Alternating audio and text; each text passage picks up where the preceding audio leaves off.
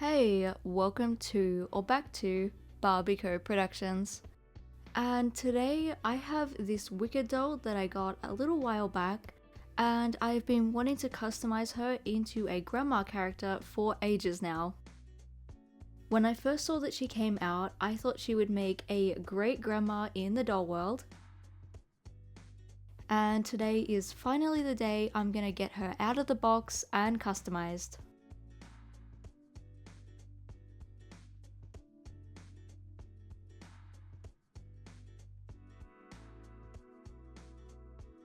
Here's what she looks like.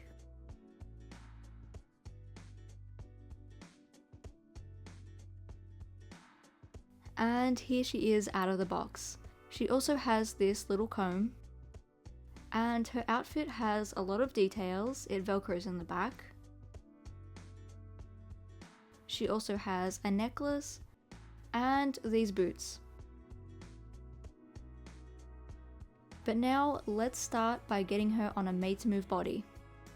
I went through my collection to try and find a few matches, and these were the three closest ones that I found.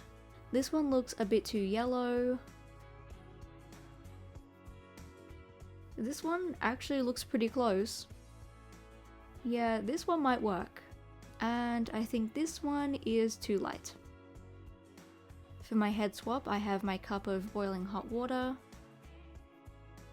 And I put the doll into a Ziploc bag.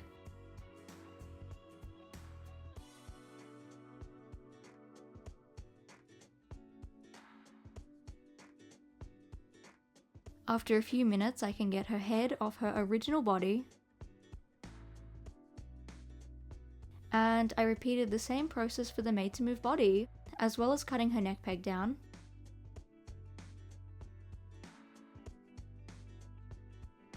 And here she is on the new body. The color match isn't perfect, but I'm working with what I can find. And so far, I'm really happy with this.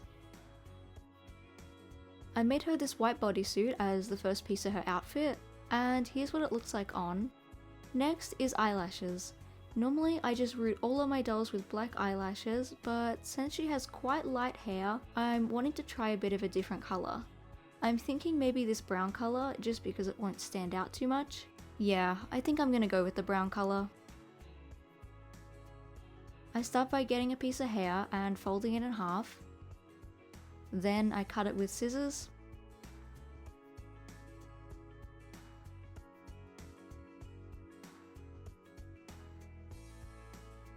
And I fold it and cut it one more time.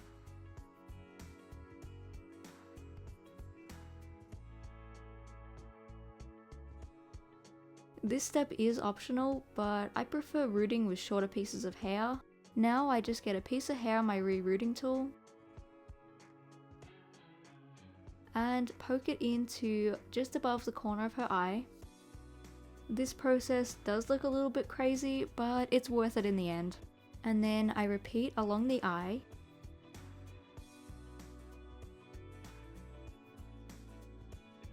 As I get closer to the inner corner of the eye, I use less hair.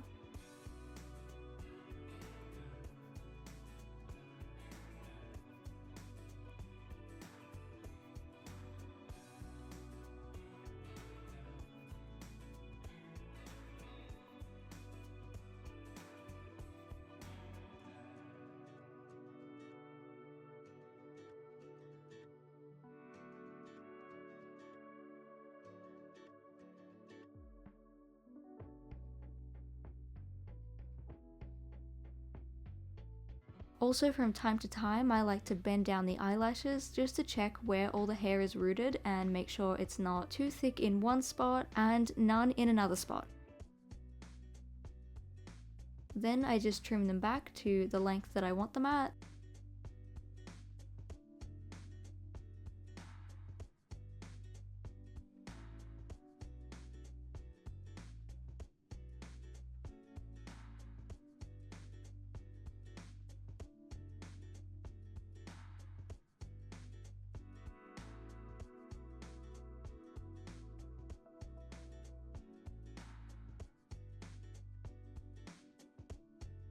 And there they are.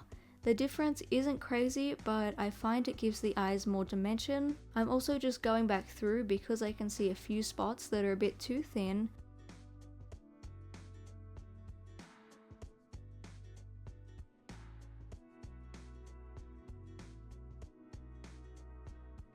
Then I repeat the same process on the other eye. I find gluing them in to be optional. You can glue them in if you want them to be really secure, but I haven't had a problem with mine in the past.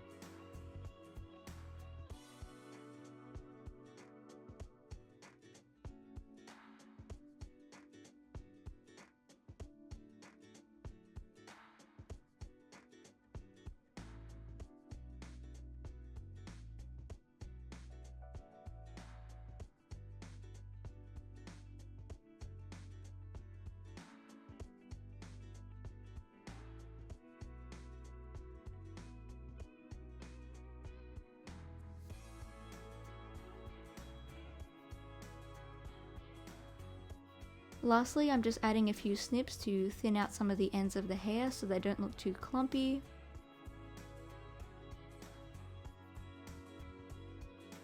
And here's that all done. Next, for her outfit, I have these jeans that I made.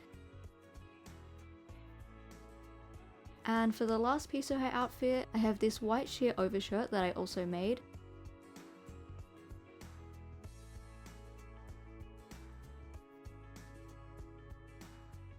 And I'm gonna add this necklace and this bag, as well as these earrings. I start by piercing her ear with a thumbtack,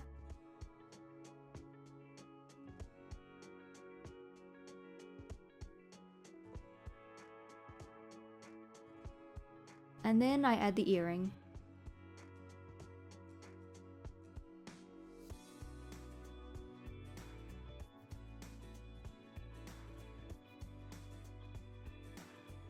And repeat on the other side. And here they are. I'm also going to add these shoes to complete the outfit. I think she's looking really cool and I'm happy I've done this.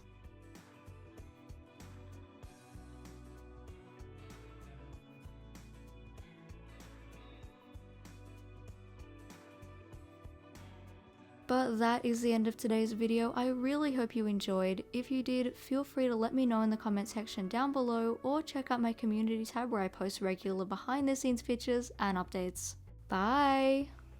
Just as a quick disclaimer, my videos are intended for a 13+ audience and are not made for kids. As an adult who collects dolls, I use customization methods and sharp tools that are not suitable for children.